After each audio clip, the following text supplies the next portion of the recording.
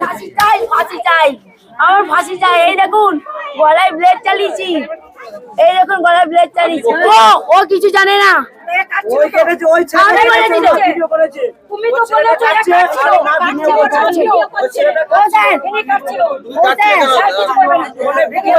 আমার ফোনটা খুলুন, প্রমাণ রেখে আমি কেটেছি না। পূর্ব বর্ধমান জেলা 2 নম্বর ওয়ার্ডের ক্ষুদিরাম পল্লীতে পারিবারিক অশান্তির জেরে চাঞ্চল্যকর ঘটনার সাক্ষী থাকলো গোটা এলাকা।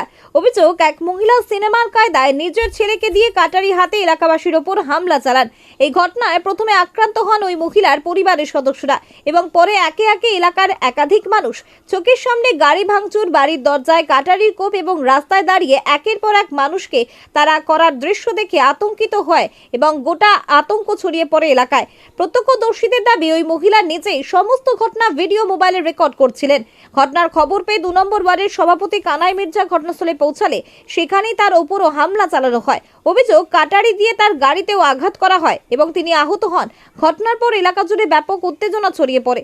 ভয়ে আতঙ্কিত এলাকাবাসীর সঙ্গে সঙ্গে বর্ধমান থানার পুলিশকে খবর দেন।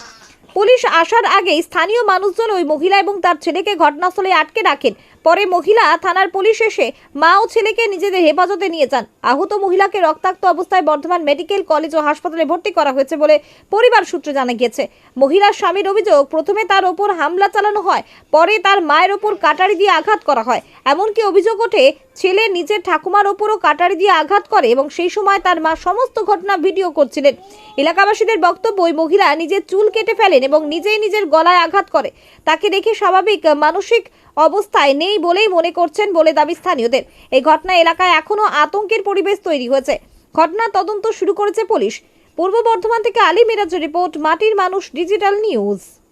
আমরা সকালবেলায় যখন ফোন করা এলাকার ছেলেরা যে ওদের মধ্যে হেঁসুয়া দিয়ে কাটাকাটি হচ্ছে, আমরা স্পটে ঢোকার সঙ্গে আমি তো কাউকে কিছু বলিনি, এসছি আমি ভেবেছিলাম যে দুপক্ষকে মিটিয়ে দিতে পারবো। যে যাহা আমি ঢুকেছি সঙ্গে সঙ্গে হচ্ছে হেঁসুয়ার চোট গাড়িতে বিভিন্নভাবে, আমি সরে চলে এলাম।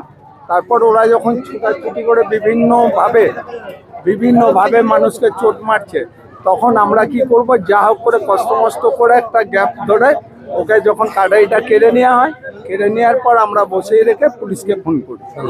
আমার নাম কানাই মির্জা। এই ওয়ার্ডে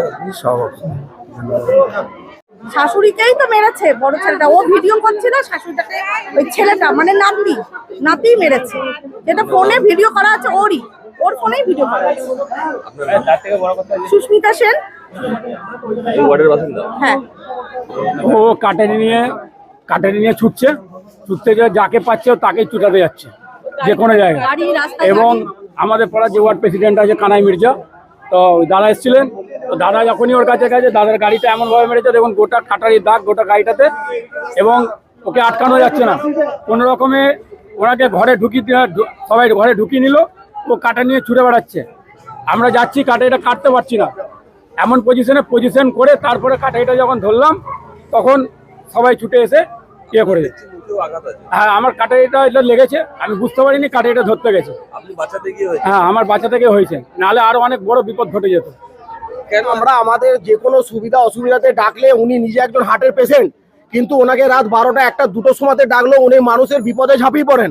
সেই কারণের জন্য আমরা ওনাকে ডেকেছি এবং উনি সঙ্গে সঙ্গে এসেছেন। যে ওনার রাত্রে 10 রকম ওষুধ খেয়ে ওই ব্যক্তি শোয়, তারপরেও উনি এই বিপদের দিনে ঝাঁপিয়ে এসেছেন। কিন্তু এমনভাবে কাটারি নিয়ে ওনার ওপরেও আঘাত করছে, আমরা পর্যন্ত আটকাতে পারিনি।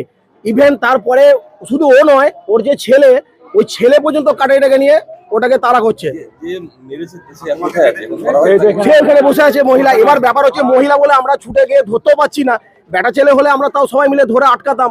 তো সেই কারণের জন্য লাস্ট অফ অল যখন ওই বাড়ি থেকে বেরিয়ে খানিকটা দূরত্বে এসেছে, আমরা সুযোগ পেয়েছি, সেই সুযোগটা আমরা ব্যবহার করে তবে তাকে আমরা ওকে ধাতস্থ করতে পেরেছি, না হলে ওই মহিলাকে আমরা পারতাম না। এবার ফ্যামিলি ম্যাটার্সের ব্যাপার, ওনার স্বামী আছে, ওনাকে জিজ্ঞেস করুন কি ব্যাপার। পাড়া লোকের কোনো ব্যাপার এটার মধ্যে ইনভলভ হওয়ার জায়গায় নেই। কিন্তু আমরা যখন 2-1 জনের মুখে শুনলাম যে ওনার শাশুড়িকে ওর বাড়ির ছেলে কেটেছে, তো যেহেতু পাড়ার প্রতিবেশী আমরা গিয়ে দেখতে গেলাম যে কি পরিস্থিতি।